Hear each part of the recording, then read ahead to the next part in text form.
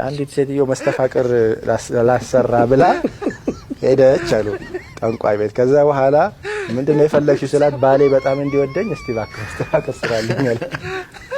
ሰራና ሰጣት። ከዛ ይሄን ምግብ ውስጥ ጨምረሽ አብዩ ሲላት ፈራችው። ይሄ ሰው መርዝ ቢሰጠኝስ ብላ ለበጉ ሰጠችው ለበጓ ቤቷ። ከዛ በጉ መጋጡን ትቶ ከሷ ጋር ሻወር ቤት፣ ሽንት ቤት፣ ሳሎን ቤት፣ ኪችን ማሱ መሯሯጥ ጀመረ ይልን እንዲህ መሳቂያ የምንሆንበት ነገር ነው። ሐቂቃ መሳለቂያ የምንሆንበት ነገር ነውና እኔ የቁም ነገርም አይመስለኝም። አቂዳና አፈር ከድሜ ያበላል።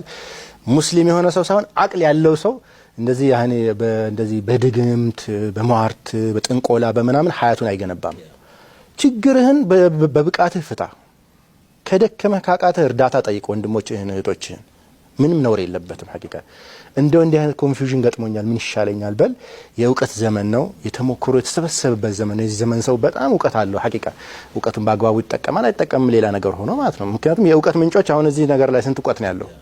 ድሮ አንድ መጽሐፍ ማግኘት እኮ በጣም አድካሚ ነገር ነበር። ቡኻሪ አንድ ሐዲስ እገሌ ተናግሮታል የተባለ ሐዲስ ካለ 1000 ኪሎ ሜትር ይጓዙ ነበር። ደርሶ መልስ 2000 ኪሎ ሜትር አንድ ሐዲስ ማለት ነው። ገባ እውቀት እንደዚህ ተደክሞ የሚፈልግ ነገር ነበር ትናንት ወዲያ። ዛሬ ግን ሁሉም እጃችን ላይ አለ። ምንም ሩቅ ነገር አይደለም። ስለዚህ እውቀት ያላቸው ሰዎችን በዙሪያችን አይጠፉም። ምንድነው እንደዚህ መልከስከስ። ኤኒዌይስ በየሀገሩ በጣም በሚገርም ሁኔታ እንደገና መስፋፋቱ ነው ይገርመኛል። ሰው ይተዋል ተብሎ የሚታሰብበት ዘመን ነበር። በነገራችን ላይ ዓለም ላይ በአንድ ወቅት አንድ የአሜሪካ ካምፓኒ ይሄ ሳሂሮቹን ማለት ነው ዓለም ላይ ያሉ ሳሂሮችን ምርጥ የሚባል ሳሂር ሲህር እንደው ታንጂብል ተጨባጭ ይሆን ዘንድ ሲህር ያላችሁ ሰዎች ኑ እና እሱን አወዳድረን ስንት ሚሊዮን ዶላር እንከፍላለን ብሎ ጨረታ አወጣ። የሲህር አዋርድ ማለት የሲህር አዋርድ ማለት እውነት የሚሆን ከሆነ እውነት የሚሆን ሲህር ያላችሁ ገባ እንዲህ ብር ያለ ሲያወጣ ላይ ይሄማል ሰው ብር ከዛ ቀጥሎ ብር ይሆናል። እውነት አበዳን ከሆነ ለምን እሱ ሰው 10 ብር አስከፍሎ ለምን ያስገባናል?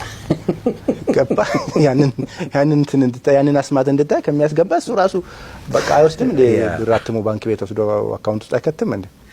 አላኩል ሐል ተሰባሰቡ። በዓለም ላይ እንግዲህ ጠንቋይ የሚበዛባት ሀገር አንዷ ሀገር ህንድ ናት። ከህንድ ከቻይና በነገራችን ላይ ብዙ ኩራፋቶች አሉ እዛ አካባቢና ያው በሽርኩም የተጋለጡ ስለሆነ ገዛል። አረብ ሀገራትም ቀላል አይደለም። በቅርብ አንድ መረጃ ወደ 250,000 ጠንቋዮች አሉ ይላል። አዎ ተስፋፍቷል። እንግዲህ አሁን ይሄ ዲኑን ሲያዳክሙት ይሄንን አላህ ተካቸው ምን ይደረግ ገባ። ትናንት ወዲያ የዳዕዋ መድረኮች የነበሩ ዛሬ የዳንስ ቤት መድረክ ሆኑ ሀገሮቹ ጠቅላላ። አላህ ይብቃን። አላኩልያል ያን ጊዜ ዲፎልት ነው በነገራችን ላይ እንደዚህ ያው ፈሳዱ ሲነግስ ሰው ጭንቀቱ መከራው ምናምን የሆነ ሱፐር ፓወር መጥቶ ከዛ ችግር እንዲያወጣው ይፈልጋል። ቴክኒካል ሶሉሽን የሌለው ነገር ይመስለዋል። ስለዚህ መጀመሪያ በአላህ መጠጋት በአላህ መለጠፍ ከአላህ ጋር መወከል ምናምን የምትለው ኮንሰፕትን ስታዳክም ዲፎልት ነው ነገር ወደዚህ ሆነ ኹራፋት መፈለግህና መንበርከክህ አይቀርም። ሱብሃንአላህ አላህ ነገር አላህን ከተውከው ያው ሸይጣን ይወስድሃል። የታወቀ ነገር ነው። አማራጭ የለህም። ሁለት ነው ምድር ላይ ያለው ያ ኢማ ሂዝቡላህ ያ ኢማ ሂዝቡ ሸይጣን ነው የምትሆነው አይቀርልህም። አላኩል ያህል አንዳቸውም ግን አላመጡም። አዋርዱ አልተወሰደም።